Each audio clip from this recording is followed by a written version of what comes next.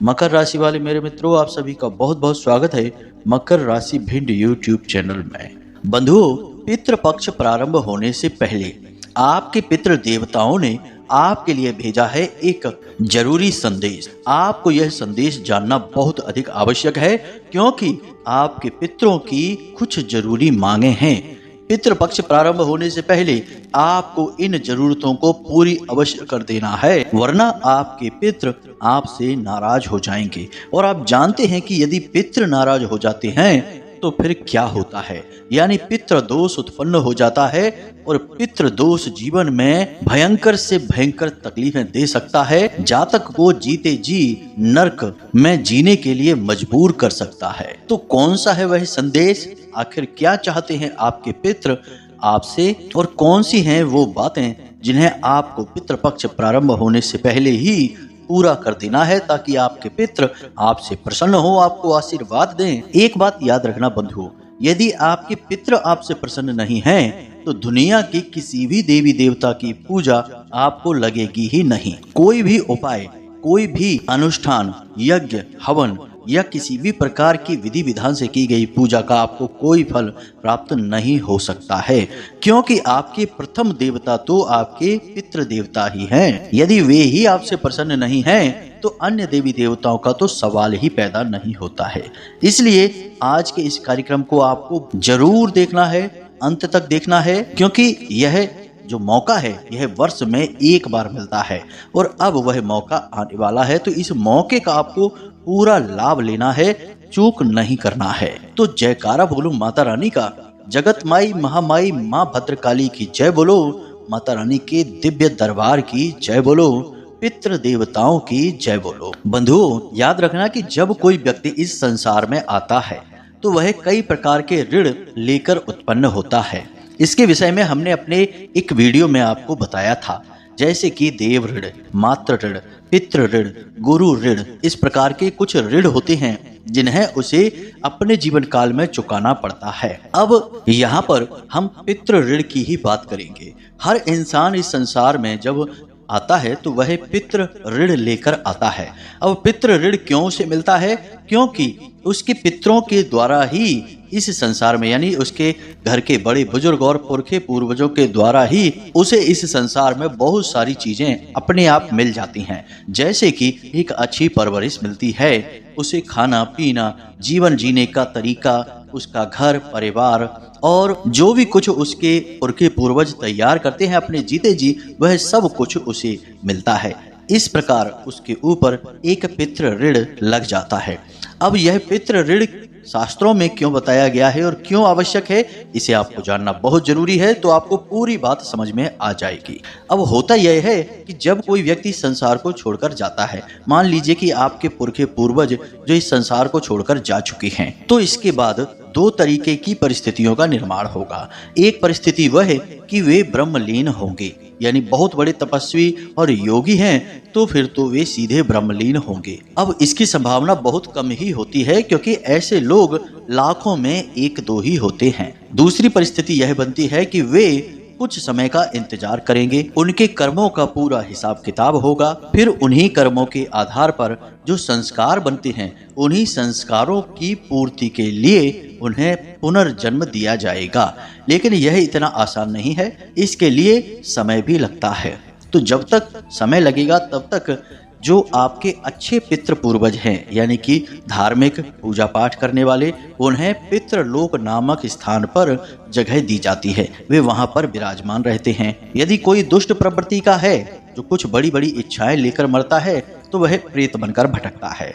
यानी कि भटकने वाले भी पितृ ही हैं, लेकिन वे संसार में भटक रहे हैं, पितृलोक में उन्हें जगह दी नहीं जा रही है, तरण तारण उनका हो नहीं पा रहा है, तो अब वे भटक रहे हैं इसी संसार में, तो वे प्रेत का रूप धारण कर लेते हैं। अब यहाँ पर होता यह है कि जो आपके पितृ पूर्वज हैं, जो पितृलोक में विश्राम कर रहे हैं, उन्हें भोजन आपके ही द्वारा प्राप्त हो सकता है। यह विधान है, और यह विधान भगवान ने शायद इसीलिए बनाया है ताकि वे यह देख सकें कि जो लोग पितृलोक में रह रहे हैं, उन्होंने अपने बच्चों को कैसी परवरिश दी है, कैसा जीवन जीने का तरीका सिखाया है, किस तरह से वे जीवन यापन कर रहे हैं। यदि वे लोग अच्छा जीवन यापन करते हैं, सदाचार के साथ रहते हैं, किसी को परेशान नहीं करते हैं, पीड़ाएं नहीं पहुंचाते हैं, तो पितृ पूर्वजों को अपने आप भोजन प्राप्त होता रहता है, संतुष्ट रहते हैं और इससे वे ऊर्जावान भी बने रहते हैं। तो बदले में वे अपने परिवार की रक्षा करते हैं।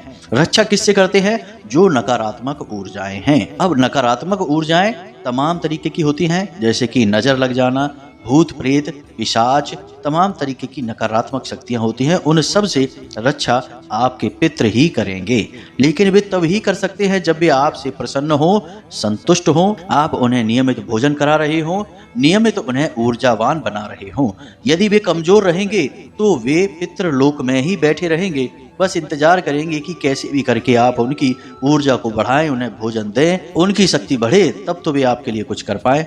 यदि वे आपके लिए कुछ भी नहीं कर पाते हैं तो फिर वे दुखी हो उठते हैं और मन में सोचते हैं कि हमने कैसी औलादें इस संसार में पैदा की कि वे तो हमारे बारे में विचार ही नहीं करते, उल्टा हमारे बारे में अनाप शनाप बोलते हैं, हमें दुखी करते हैं, कोसते रहते हैं। तो ऐसी परिस्थिति में पितृ देवता श्राप भी दे देते हैं। इसी से उत्पन्न होता है पितृदोष। तो अब पितृदोष क्या होता है आपको समझ में आ चुका है। पितृदोष के लक्षण और संकेत क्या हैं, इन्हें भी हम आपको अभी बताने वाले हैं। इसके बाद हम आपको पितृ देवताओं के द्वारा भेजा गया आपके लिए वह विशेष संदेश क्या है यह भी बताएंगे। साथ ही साथ पितृ देवताओं को प्रसन्न करने के लिए एक बेहद ही शक्तिशाली और चमत्कारी उपाय भी बताएंगे, जिसे आपको नियमित तौर पर करना है। बहुत ही छोटा सा मामूली सा उपाय है, इसे आप नियमित करते रहेंगे तो आपके पितृ देवता बेहद प्रसन्न रहेंगे। और जब पितृ देवता प्रसन्न रहेंगे तो वे दो काम करेंगे। पहला तो आपके कुल, आपके परिवार की रक्षा करेंगे हर प्रकार की नकारात्मक ऊर्जा से। दूसरा, वे आपको आशीर्वाद भी देंगे। तो जिस प्रकार पितृ देवताओं का श्राप विनाश को लेकर आता है, उसी प्रकार पितृ देवताओं का आशीर्वाद जीवन में उन्नति और तरक्की लेकर आता है, धन दौलत की बरसात करवाता है, जातक को सातों सुख दिलवाता है। तो आज के इस कार्यक्रम में हम आपको वही विशेष गुप्त और बेहद शक्तिशाली उपाय बताने जा रहे हैं जो आपको पितृ देवताओं का पूर्ण आशीर्वाद दिलवाएगा। तो बस आपको इसके लिए करना यह है कि इस कार्यक्रम में अंत तक बने रहना है। बंधुओं, यह कार्यक्रम समय के अनुकूल है और बहुत ही मेहनत से तैयार किया गया है। हमने बहुत गहरी खोजबीन रिसर्च के बाद इस कार्यक्रम को आपके लिए तैयार किया है और बिल्कुल सही समय पर हम आपको यह दे रहे हैं। इसलिए आपको इसे पूरा अवश्य देखना चाहिए, तभी हमारी मेहनत सफल होगी और माता रानी के प्रति हमारी भक्ति भी कामयाब होगी, क्योंकि हम अपने सारे कार्यक्रम, सारी जानकारी माता रानी को ही समर्पित करते हैं और उन्हीं के द्वारा दिए गए आदेश और अनुभूतियों के आधार पर तैयार करते हैं। बस ऐसे में आपको हमारा सहयोग यह करना होगा कि इस कार्यक्रम को अंत तक अवश्य देखना होगा, तभी आप इसका पूरा लाभ ले पाएंगे। तो चलिए आज के इस विशेष कार्यक्रम की शुरुआत करते हैं, लेकिन इससे पहले हम चाहेंगे कि आप माता रानी को आभार अवश्य व्यक्त करें। तो कमेंट बॉक्स में लिख दें, जय माँ भद्रकाली कृपा करो। इसी के साथ साथ जय पितृ देवता कृपा करो, यह भी अवश्य लिखें, क्योंकि आपके प्रथम पूज्य, प्रथम देवता तो पितृ देवता ही हैं। अगर वे ही आपसे प्रसन्न नहीं होंगे तो माता भद्रकाली तो किसी कीमत पर आपसे प्रसन्न नहीं हो सकती। यह बात सुनने में भले ही अजीब हो, कड़वी हो, परंतु सत्य है। जी हाँ बंधुओं, तो पितृ देवताओं के लिए भी आप निवेदन अवश्य लिखें। इसी के साथ साथ आप यदि इस कार्यक्रम पर पहली बार आए हैं तो आप इस चैनल को सब्सक्राइब अवश्य कर लें। ऐसा करते ही आप हमारे और माता रानी के दिव्य परिवार के सदस्य बन जाएंगे और आपके जीवन में अपने आप सदगति आनी शुरू हो जाएगी। हम प्रतिदिन आपके लिए ऐसे ही महत्वपूर्ण और बेहद ही चमत्कारी ज्ञानवर्धक कार्यक्रम लेकर आते रहते हैं। तो चलिए जल्दी से चैनल को सब्सक्राइब करिए, फिर आगे बढ़ते हैं। तो बंधुओं, अब ध्यान से सुनिए। जब भी दीपावली आती है तो लोग त्योहार आने से पहले ही उसकी तैयारियां शुरू कर देते हैं। कोई भी त्योहार आए, रक्षाबंधन का त्योहार आता है तब भी लोग तैयारियां शुरू कर देते हैं, राखियां खरीदने लगते हैं, मिठाइयां बनवाने लगते हैं, नहीं बना सकते तो खरीदने लगते हैं। होली आती है तो उसकी भी तैयारी। मतलब कहने का यह है कि हर एक त्योहार और पर्व की हम लोग तैयारियां करते हैं, परंतु आप अपने दिल पर हाथ रखकर बताइए कि पितृपक्ष आने के लिए क्या आप कोई तैयारियां पहले से करते हैं? जवाब होगा नहीं। हम जानते हैं कोई भी नहीं करता है। अब आपके सबसे पहले और सबसे जरूरी देवता पितृ देवता हैं, क्योंकि वे आपके घर के सदस्य हैं। उन्हें आपसे बहुत अधिक प्रेम है। वे बार बार इस संसार में आते हैं, आपके हालचाल लेते हैं, आपको देखते हैं, आपके बारे में समझने की कोशिश करते हैं, आपके संदेश देवी देवताओं तक पहुंचाते हैं। इसीलिए आपने देखा होगा कि कई बार आपको अपने पितृ पूर्वज जो इस संसार में नहीं है, ऐसे लोग सपने में दिखाई देते हैं। कभी कभी तो आपको कुछ कहते हुए भी सुनाई देते हैं, कभी कभी सिर्फ दर्शन मात्र देते हैं। तो क्यों देते हैं दर्शन? क्योंकि वे इस संसार में आते हैं आपसे मिलने के लिए, आपको देखने के लिए। अब यह जो 16 दिनों का पर्व है, यह उन्हीं के लिए है। लेकिन आपने क्या उनके स्वागत के लिए कोई तैयारियां की हैं? नहीं की हैं। यह तो बड़े ही दुख की बात होगी। एक तो आपसे इतना अधिक प्रेम करने वाले, दूसरा इस संसार में भी नहीं है, और उनके द्वारा दी गई ना जाने कितनी भेंटों का आप खूब उपयोग कर रहे हैं। किसी के पितृ पूर्वज जमीन जायदाद छोड़ गए, किसी के फैक्ट्री छोड़ गए, किसी के दुकानें छोड़ गए, किसी के तमाम घर मकान और गाड़ियां छोड़ गए। सबका आप उपयोग कर रहे हैं, लेकिन आप उनके समय के लिए उन्हें बिल्कुल भी ना तो सम्मान दे रहे हैं और ना ही उनका स्वागत करना चाहते हैं। बस एक दिन के लिए आप ब्राह्मणों को श्राद्ध का भोजन खिला देंगे और आपका काम पूरा हो जाएगा। ना कोई सम्मान, ना कोई विचार, ना कोई चर्चा और ना ही किसी प्रकार का कोई भावनात्मक लगाव। बंधु, क्या यह व्यवहार आपका सही है आपके पितरों के लिए? जब आप इस संसार को छोड़कर जाएंगे और आपके बच्चे आपके साथ ऐसा व्यवहार करेंगे, आपकी ऐसी अनदेखी करेंगे, तो आपको कैसा महसूस होगा? हम आपको ये सारी बातें इसलिए बता रहे हैं क्योंकि आज का विषय बहुत ही गहन है। बहुत सारे जातकों के जीवन में जो समस्याएं चल रही हैं, उनमें से ढेर सारी समस्याओं का कारण आज का यह विषय है। जी हाँ बंधुओं, तो इसे बिल्कुल भी हल्के में मत लेना। हम आपको सारी बातें बहुत गहराई से समझाने का प्रयास कर रहे हैं, और जो बातें हम आपको बता रहे हैं वे कोई कही सुनी बातें नहीं हैं। हमारा अपना व्यक्तिगत जीवन भर का अनुभव है। बंधुओं, एक बात बताते हैं। एक सज्जन हमारे पास आए, बोले हमारे बेटे की नौकरी जरा सी नंबरों से चूक जाती है। कई प्रयास कर चुका है, बहुत मेहनत कर रहा है, और लगातार प्रयास करने के बाद भी उसकी नौकरी नहीं लग पा रही है। महाराज जी, कुछ ऐसा करिए कि इसकी नौकरी लग जाए, बेचारे का जीवन सफल हो जाएगा, वरना किसी लायक नहीं है, कुछ भी नहीं कर पाएगा। हमें बड़ी चिंता होती है इसकी। हमने जब उनके बारे में और विचार किया, उनसे और सवाल जवाब किए, कुछ उनके जीवन के बारे में जाना, तो हमें पता चला कि उनके घर में पितृ दोष लगा है। पितरों को कोई सम्मान नहीं है, किसी भी प्रकार की पितरों के बारे में चर्चा नहीं होती है, कोई भी भावनात्मक लगाव नहीं है। और यहाँ तक कि यह भी हो रहा था कि कई वर्षों से तो वे श्राद्ध कर्म भी नहीं कर रहे थे। अब यह तो बड़ी ही आश्चर्य की बात है, ऐसा क्यों नहीं कर रहे थे? भगवान जाने, उनकी मर्जी। लेकिन हमने उनको एक छोटा सा उपाय बताया। आपको आश्चर्य होगा जानकर। हमने उनसे केवल इतना सा कहा कि आप केवल 21 दिनों के लिए अपने घर में शाम के समय जो रोटियां बनती हैं, उनमें पहली रोटी गाय के लिए और आखिरी रोटी कुत्ते के लिए निकलवाइए, और दोनों रोटियों में आप थोड़ा सा हल्दी, थोड़े से काले तिल और एक एक लौंग का जोड़ा रख दें, और अपने इसी बेटे के हाथ से ये रोटियां दोनों जानवरों को खिलानी है।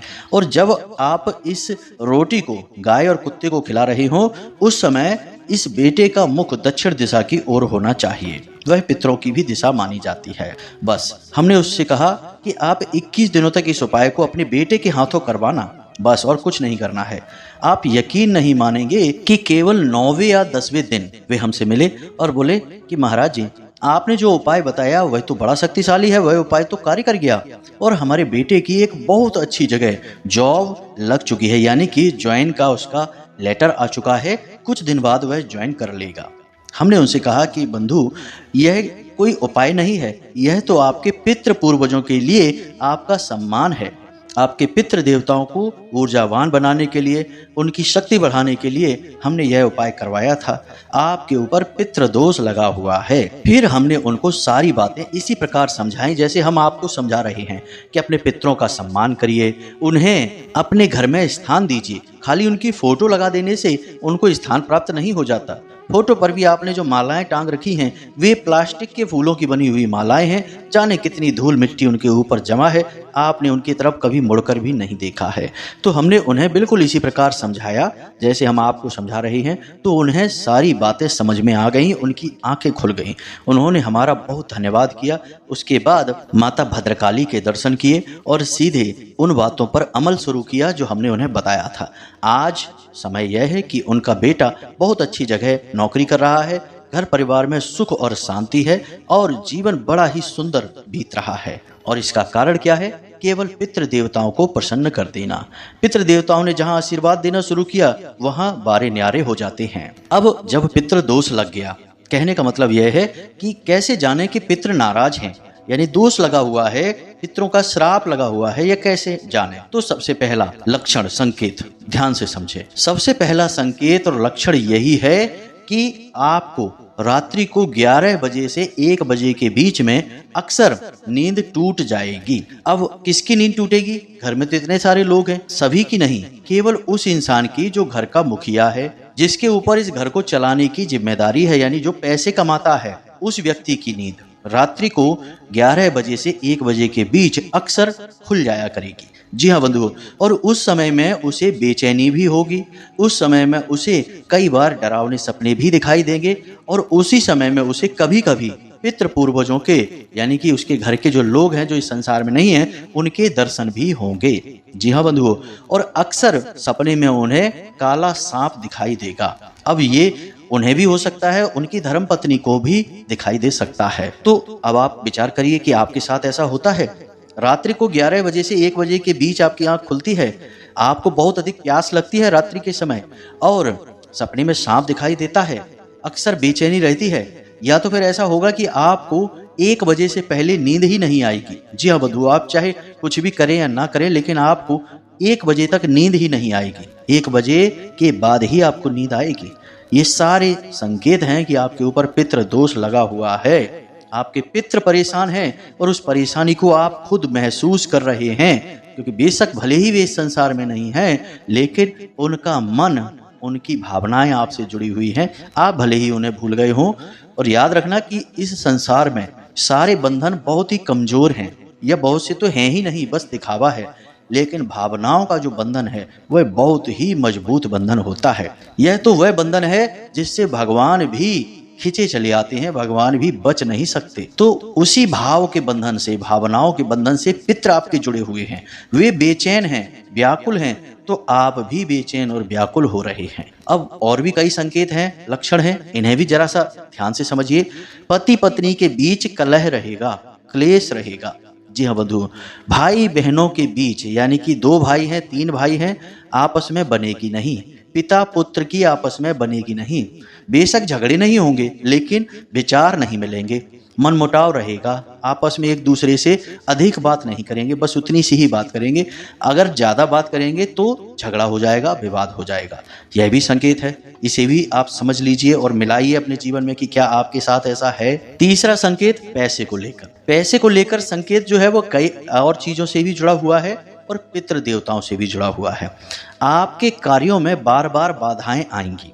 आप काम जो कर रहे हैं, सोचेंगे कुछ, होगा कुछ और, आपने प्लान कुछ और बनाया, उसका नतीजा कुछ और ही निकलेगा, यानी कि आपकी उम्मीदों से बिल्कुल अलग। बार बार आपके हर एक काम में रुकावट आएगी, हर जगह से आपको निराशा हाथ लगेगी और आपके द्वारा की गई सारी मेहनत पानी में जाएगी, कोई उसे देखेगा ही नहीं और ना ही उसका सम्मान करेगा।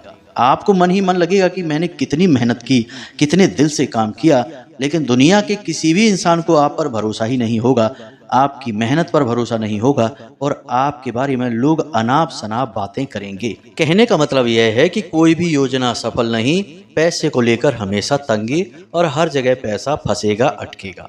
जी हाँ बंधु, लेकिन इन सब से कहीं बढ़कर एक संकेत और है जो कि आपकी आने वाली पीढ़ियों पर दिखाई देगा। यानी आपके घर के जो बच्चे होंगे, चाहे वो छोटा बच्चा हो, चाहे बड़े बच्चे हो, कॉलेज वाले हो, सभी बच्चे आपसे विरोध करेंगे, यानी घर के बड़े बुजुर्गों से विरोध करेंगे। घर के बड़े बुजुर्ग कहेंगे कुछ और, बच्चे करेंगे कुछ और, अपनी मनमानी करेंगे और गलत रास्तों पर चलेंगे। कई बार तो बुरी तरह से पथ भ्रष्ट हो जाएंगे, परिवार के मान सम्मान और छवि पर भी दाग लगवा देंगे। जी हाँ बंधुओं, ऐसा भी होता है। कई बार गलत संगत में बच्चे पड़ जाएंगे। घर के बड़े बुजुर्गों की तो सुन ही नहीं रहे हैं, उन्हें तो अपना दुश्मन मान बैठे हैं। बाहर के गलत लोगों की संगत में आकर उन्हीं की बात मानेंगे और फिर कुछ गलत कर बैठेंगे, कुछ ऐसा बड़ा गलत कृत्य कर देंगे कि परिवार की छवि खराब हो जाएगी। साथ ही साथ बच्चे बहुत ही चिड़चिड़े हो जाएंगे, पढ़ाई लिखाई में मन नहीं लगेगा, बात बात पर घर के बड़े लोगों को पलट कर जवाब देंगे, उनसे झगड़ा करने की कोशिश करेंगे और घर के बड़े बुजुर्गों की छोटी से छोटी बात को भी अपने दिल से लगा लेंगे और फिर अनाप शनाप विचार अपने मन में लाएंगे, यानी कि दुश्मनी को पालेंगे, एक तरीके की शत्रुता जैसी बनाएंगे। यह पितृदोष का सबसे मजबूत संकेत है। अब आप विचार करके देख लीजिए कि आपके घर में यह संकेत आपको दिखाई दे रहा है। एक बात हम यहाँ पर और आपको बता दें, जो सुनकर आपको थोड़ा सा झटका लगेगा, विचित्र भी लग सकता है। वह बात यह है कि आज के समय में जितने भी लोग आपको इस संसार में दिखाई दे रहे हैं, उनमें से 90% से ज्यादा लोगों के ऊपर पितृदोष लगा हुआ है। इसीलिए ऐसे संकेत आपको अक्सर बहुत सारे लोगों के जीवन में दिखाई देंगे। अब ऐसा क्यों है? हम इतनी बड़ी बात क्यों कह रहे हैं? क्यों 90% लोगों के ऊपर पितृदोष हमने कह दिया? बंधु, जरा विचार करके देखिए, आज के समय में लोग किस तरह जीवन जी रहे हैं। तरह तरह के तो व्यसन पाल रखे हैं। कोई शराब पी रहा है, कोई जुआ खेल रहा है, कोई तमाम तरीके के व्यभिचार कर रहा है, उल्टे सीधे कार्यों में डूबे हुए हैं। ना तो घर के बड़े बुजुर्गों का सम्मान कर रहे हैं, ना ही घर की महिलाओं का सम्मान कर रहे हैं और पैसे कमाने की अंधी दौड़ में शामिल हैं। कुछ भी करके पैसा कमाना चाहते हैं, फिर चाहे किसी का दिल दुखे, चाहे किसी की कितनी भी बड़ी क्षति पहुंचे या नुकसान हो जाए, कोई फर्क नहीं पड़ता है, बस पैसा कमाना चाहते हैं। यानी कि आपने अगर अपने जीवन में किसी का हक मार के पैसा लिया, बड़े बुजुर्गों का अपमान किया, महिलाओं का अपमान किया, जुआ, शराब, वेश्यावृत्ति आदि कार्यों में यदि आप लिप्त हो जाते हैं, तो सारे के सारे जो कारण हैं ये पितृदोष को उत्पन्न कर देते हैं। अब दूसरा एक कारण और है कि घरों का जो माहौल है, इसे जरा आप देखिए। पुराने जमाने में घरों का माहौल कैसा होता था? गाय के गोबर से घर को लीपा जाता था। घर के आंगन में तुलसी मैया का स्थान हुआ करता था। घर में तरह तरह के पवित्र पौधों को लगाया जाता था। जगह जगह घर के कोनों में अलग अलग स्थानों पर दीपक जलाए जाते थे। ये सारे क्यों होते थे कार्य? क्योंकि ये सारे कार्य ऊर्जाओं को शुद्ध करते थे, पितृ पूर्वजों को प्रसन्न करते थे। महिलाएं हमेशा रोटी बनाते समय एक रोटी कुत्ते को और एक रोटी गाय को निकाला करती थीं। जरा अपने बचपन को याद करके देखिए। यदि आप गांव के रहने वाले हैं तो आप इस बात को अच्छी तरह से समझ जाएंगे कि गांव की परंपरा कितनी सुंदर थी। हमेशा गाय और कुत्ते को रोटी निकाली ही जाती थी और बचा हुआ आटा कभी रखा नहीं जाता था। गांव में तो फ्रिज भी नहीं होते थे, तो आटा पूरा का पूरा उपयोग कर लिया जाता था। अब फ्रिज आ गए हैं, शहर का वातावरण हो गया, अब लोग बचत करना चाहते हैं, तो बचा हुआ आटा गोल बनाकर पिंड के रूप में फ्रिज में रख दिया। अब क्या हो रहा है कि जो प्रेत भटक रहे हैं वे उस पिंड की ओर आकर्षित होते हैं और उसे जूठा करते हैं। अगले दिन उसी की रोटी बनाकर घर के सदस्यों को खिला दी जाती है। यानी प्रेतों का जूठा भोजन खा रहे हैं तो बुद्धि शुद्ध कैसे होगी? फिर तो लोग जुआ, शराब और उल्टे सीधे कर्म करेंगे ही, पैसा बर्बाद करेंगे ही, घर के सारे लोगों का अपमान करेंगे ही, क्योंकि प्रेतों जैसी ही तो बुद्धि हो जाएगी। महिलाओं की भी बात कर लें तो महिलाओं के लिए रसोई घर में खुले बाल लेकर जाना वर्जित है। बिना स्नान किए नहीं जाना चाहिए। रसोई घर में जूठे बर्तन नहीं होने चाहिए। किसी भी प्रकार का टूटा फूटा कोई बर्तन रसोई घर में नहीं होना चाहिए। बहुत सारे ऐसे नियम हैं जो बहुत ही सरल हैं। पहले हमारे समाज में ये नियम माने जाते थे तो पितरों का दोष भी नहीं लगता था। तो भले ही घर में पैसा कम होता होगा, लेकिन शांति और सुकून बहुत होता था, आपस में प्रेम बहुत होता था। लेकिन अब आप देखिए कि पैसा हो या ना हो, लेकिन दुख तकलीफ सबके पास है, परेशानियां सबकी एक जैसी हैं। चाहे आप लखपति हो, करोड़पति हो, चाहे कितना ही धन दौलत हो, लेकिन नींद नहीं आ रही, नींद की दवाइयां खाकर सो रहे हैं। तो ये सारे पितृ दोषों के कारण हैं। जी हाँ बंधु, तो इन बातों को हमने आपको इसलिए बताया ताकि आपको ये सारा विषय अच्छी तरह से समझ में आ जाए। अब कुछ मूर्ख लोग यहाँ पर यह कहते हैं कि अरे केवल उतनी ही बात बताओ, पॉइंट की बात बताओ, इधर उधर की बातें ना करो। अब जो बातें हमने आपको बताई हैं वे इधर उधर की बातें नहीं हैं, वे संपूर्ण ज्ञान है। अब संपूर्ण ज्ञान में थोड़ा समय लग सकता है, यहाँ पर समय देने में बुराई ही क्या है। लोग 2 कौड़ी की फिल्म देखने में घंटों गुजार देंगे, बिना मतलब की गप्पे हाँकने में घंटों बिता देंगे, लेकिन जहाँ ज्ञान की चर्चा होगी वहाँ 2 मिनट में ही ऊबने लगते हैं। यह तो विचारधारा हो गई है लोगों की, तो अब उद्धार कहाँ से हो, सुख चैन कहाँ से आए, जीवन में शांति कहाँ से आए? ये सारी बातें हमने आपको इसीलिए बताई ताकि आपको सारा विषय अच्छी तरह से समझ में आ सके। अब हम आपको बताते हैं कि आपके पितृ देवता ने आपको क्या संदेश भेजा है। सबसे पहले आपके पितृ देवता आपको यही कह रहे हैं कि अपने घर की व्यवस्थाएं उचित करिए, घर की साफ सफाई करिए, पूरे घर में कहीं भी मकड़ी के जाले नहीं होने चाहिए, अंधेरा नहीं रहना चाहिए। दूसरा कि आपके घर का जो ईशान कोण है उसे साफ सुथरा करिए, वहाँ किसी भी प्रकार का भारी सामान नहीं होना चाहिए और उसे खाली रखिए। यदि वहाँ हवा पानी की सही व्यवस्था है, प्रकाश की व्यवस्था है, तो आप वहाँ पर एक बेलपत्र का पौधा लगाइए और उसके नीचे एक शिवलिंग स्थापित कर दीजिए। इसी के साथ साथ आपके घर का जो ब्रह्म स्थान है उसे भी बिल्कुल खाली रखिए। ब्रह्म स्थान यानी कि घर का ठीक बीचों बीच का स्थान। यदि वहाँ कोई कमरा भी है तो कोशिश करें कि उस कमरे को खाली रखें, उसमें कोई रहे ना और उस कमरे में कोई भारी सामान भी ना रखें। ब्रह्म स्थान असल में वह स्थान है जो घर का केंद्र है और जहाँ पर स्वयं ब्रह्मदेव का वास है।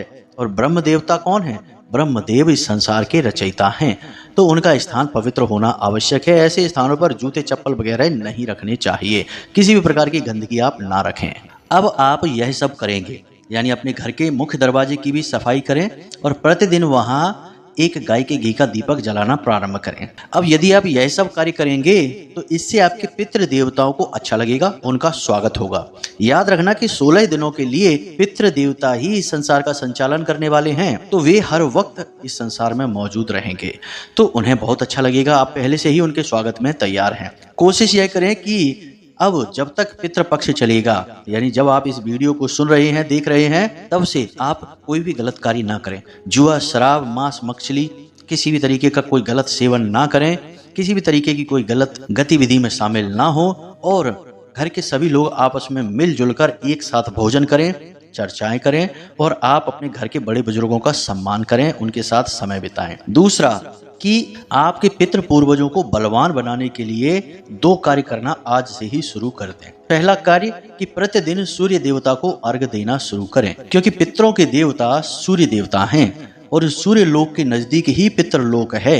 इस वजह से आप जब सूर्य देवता को अर्घ देते हैं तो उसका पूरा का पूरा भाग पितृ देवता को पहुंच जाता है। इसीलिए आपको यह कहा जाता है, हमने कई बार आपको बताया है कि जिस पानी से आप सूर्य देवता को अर्घ देते हैं उसमें थोड़े काले तिल अवश्य डालें।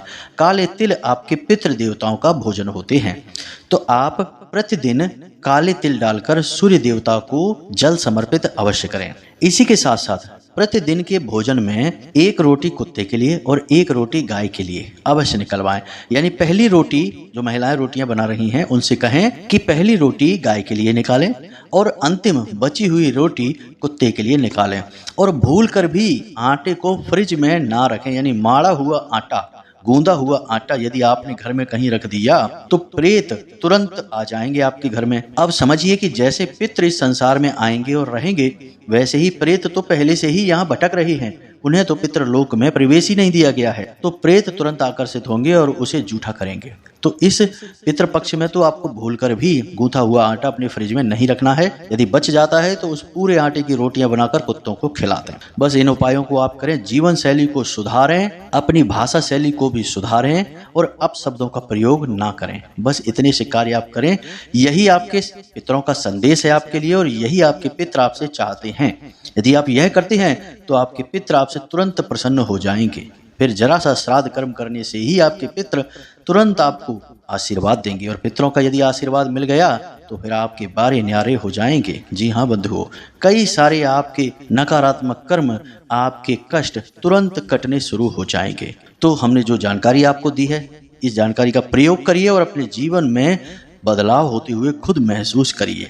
इसी के साथ साथ यदि कोई प्रश्न आपके मन में उठता है तो आप कमेंट करके पूछें या डिस्क्रिप्शन में दिए गए व्हाट्सएप नंबर पर भी मैसेज करके पूछ सकते हैं, कॉल ना करें। तो चलिए आज के इस कार्यक्रम को विराम देते हैं। हमेशा हंसते रहिए, मुस्कुराते रहिए, सकारात्मक रहिए और दिन में एक बार मंदिर अवश्य जाइए, क्योंकि आपका उद्धार वहीं से होना है। मिलते हैं अगले कार्यक्रम में, तब तक के लिए धन्यवाद।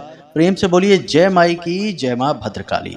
माता रानी आपका कल्याण करें। धन्यवाद।